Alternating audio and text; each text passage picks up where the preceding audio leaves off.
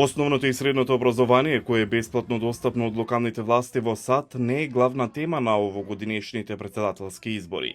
Тоа не беше ниту главна тема на дебатата меѓу двајцата кандидати, поранешниот председател Доналд Трамп и подпредседателката Камала Харис.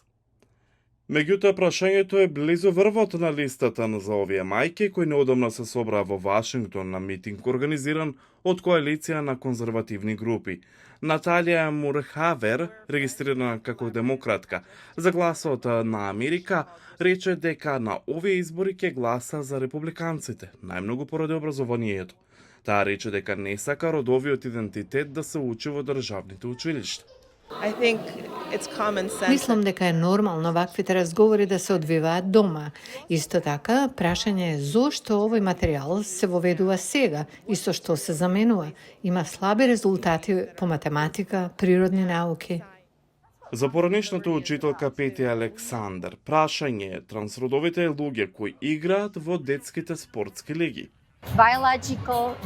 Биолошките момчиња треба да играат машки спортови. Момчињата можат да ги повредат девојчињата. За безбедност на девојчињата ни требаат девојчиња, биолошки девојчиња во спорт за девојчиња. Други мајки за гласот на Америка велат дека се внимателни кон оделот за образование на САД, кој според нив има поголема контрола врз локалните училишни системи. Меѓу нив е и Ребека Вебер. Потребни се големи промени. Мислам дека владата се однесува како да е поважна од што е. И Сем Сорбо. Треба да му ставиме крај на одделот за образование. Не знам зошто имаме оддел за образование. Овие мајки ќе гласаат за Трамп. Други родители имаат поинаков став и не се согласуваат со Трамп или Републиканската партија.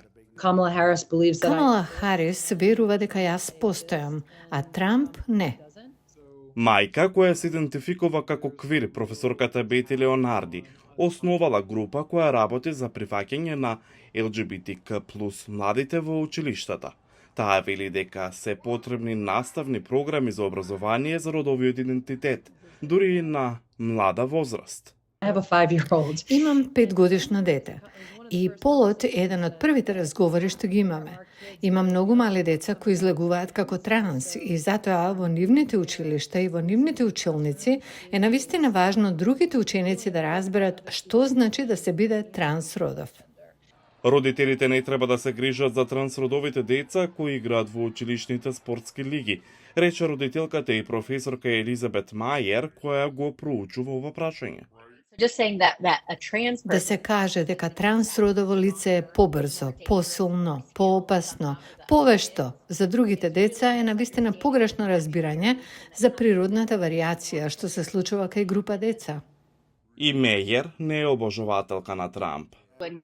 Кога еден кандидат, Трамп, кој зборува за растурање на одделот за образование на САД, тоа целосно ќе им наштети на сите видови програми кои влијаат на сите видови деца низ целата земја.